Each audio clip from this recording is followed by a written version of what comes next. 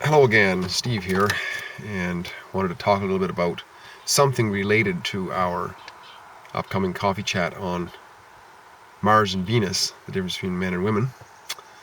And there's been a fair bit of talk lately in some areas of the internet about this thing called Mgtow, Mgtow, men going their own way. Apparently, there are men who are kind of fed up with the dangers of getting involved with women, with the legal system, and the whole feminist racket that's gone on for so many years. They just say, you know what, the heck with it. I just won't bother. Won't bother with getting married or getting hooked up in any way with women.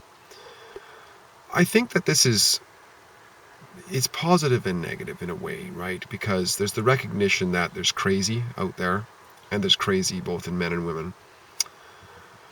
Um, I'm not going to get into the point as to whether one group is more crazy than the other, but the whole socialist march has messed up people's thinking and the schooling, indoctrination, and so on. And of course, there's the thing about the pendulum swing, right? At one time, women were not considered to have any standing in society whatsoever, basically. And now it's swung the other way with feminism to the point where it seems like women have more so-called rights than men.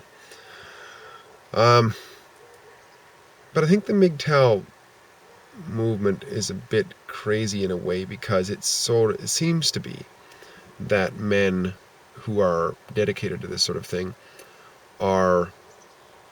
have made an ultimatum with themselves that no women are capable of rising to any sort of a standard that would be acceptable to them. But you know, maybe there are, right? Maybe there are women who are understanding and are not. Well, obviously there's going to be some who are not out just to gold dig and whatnot. And I like to call these quality women, like good women. I mean, if there's good men, there's good women. There's quality men, there's quality women out there for sure. In fact, I just had a Facebook post about that, about this guy was making the point that these good guys say that they can't find any women even though they're good all the time. Well, first of all, maybe they're not working on themselves. Maybe they're focusing on trying to get something out of the woman, and the woman's not relating to it. I think that if we work on ourselves, even with the drives to have sex, but just try to put that aside as much as possible, work on ourselves as much as we can, and recognize virtue in others, and put those two together, then there's a natural attraction, which can be, and we can get to the point where we can see through the gold diggers and see who is really genuinely good, genuinely virtuous. So I think that Mgtow, where they get it right, is they recognize the problems, for sure, that are going on, and they very much are real, because it is a hellscape for men typically in divorce court these days, especially if there's children involved. Much more so for men than it is for women, because of the pendulum, right? I think. So that's a big concern for some. Although, if we work on ourselves and our ability to judge other people, and we know what we want in life, and we're not willing to compromise, we'll be able to be open. Just be open. It's like, I want this, but a woman is not like, it's not like a widget, or a man for a woman is not a widget. I mean, these are human beings, right? And therefore, we got to be honest with ourselves and say, well, maybe I won't find what I'm looking for. Maybe I won't, but I can be open on it. In the meantime, I'm going to develop myself to be attractive to other human beings. Attractive in all ways. Attractive in virtue.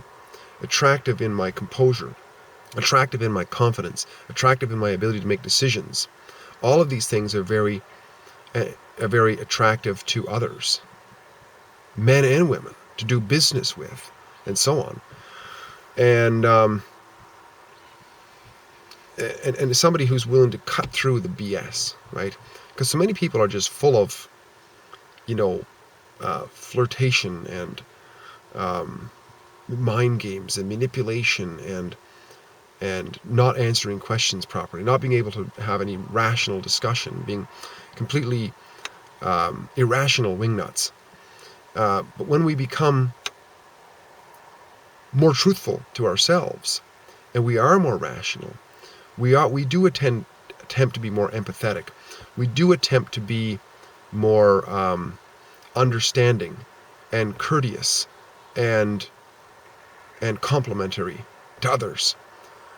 Then this becomes very attractive. We don't have to look for mates anymore because people want quality, right? And then we're able to sift out. I mean, we're not having to chase skirts or jeans or whatever just because our loins said so, right? We've made it. We've got a bigger picture of what's going on, bigger picture of why it is that we want this relationship. Maybe we want to have a family or something like that. So if that bigger picture there is there and the importance of it is very high, that virtue is extremely important, then certainly love can foster eventually, because love, has to do with certainly there's got to be virtue involved in it. There's got to be an admiration for the virtue. Anyways, my wife is just showing up here, so I'll probably cut this short here. And just to say that, yeah, the whole Mgtow, I think they got it right to the certain extent of the recognition of the problem of dating these days, and the challenges of divorce court and what have you. But to then just say throw it all out, I think is nonsense. Because if they're going to admit to themselves that they're good men, then it makes no rational sense whatsoever that there's no good women out there. And if they're going to be more logical and say, okay, if there's good men, then there has to be good women, then to be open to being able to meet a good woman makes it possible to meet a good woman. Anyway, Steve here, just chatting again. Some comments on Mgtow and where I think it's at. I think it's somewhat immature, but I could be wrong. If you've got any other ideas, maybe post them down below. Let me know what you think about it. And in the meantime, have yourself a great day, and we'll talk again soon. Bye for now.